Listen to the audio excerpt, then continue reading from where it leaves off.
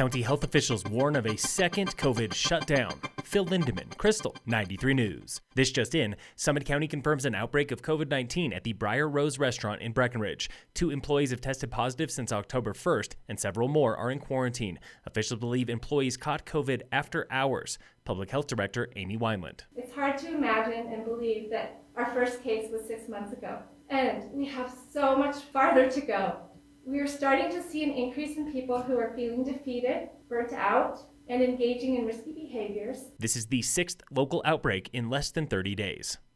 The opening weekend of October looked a lot like summer on the I-70 mountain corridor. Just shy of 132,000 vehicles passed through both sides of the Eisenhower Tunnel Friday through Sunday, down just 8% from the previous weekend, down 5% compared to the same weekend last year, which set a record for busiest October weekend ever. Expect helicopters and trail closures near Dillon this month. The U.S. Forest Service is removing a microwave reflector tower on Tenderfoot Mountain with weekday closures of nearby trails, including Scrappy, Wide Open, Microwave, and Stoppy Roast trails. Look for signage and do not enter the work zone today through October 26th. Sunday was the final day of Frisco's pedestrian promenade, and Main Street is open to cars again after 10 weeks of curbside dining and retail. Vanessa Agee with Town of Frisco. We had a number of businesses say it was a record year.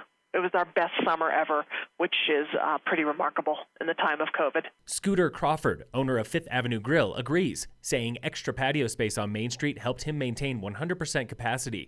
But now comes winter, and Scooter admits he is nervous. Capacity at Fifth Ave falls by 62% with social distancing and no outdoor seating. It's going to be hard.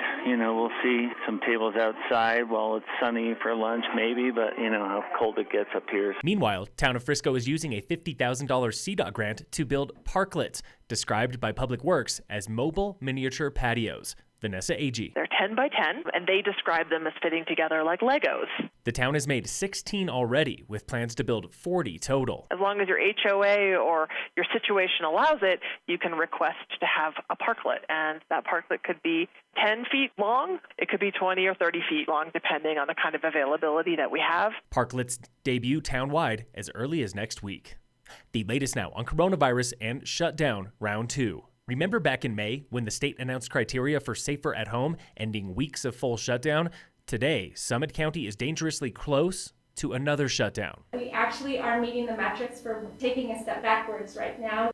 That was Amy Wineland from a virtual town hall last night. Summit's local caseload per 100,000 is more than 20 points over the state threshold, led by the Labor Day spike. A critical plea for our community to get back on track.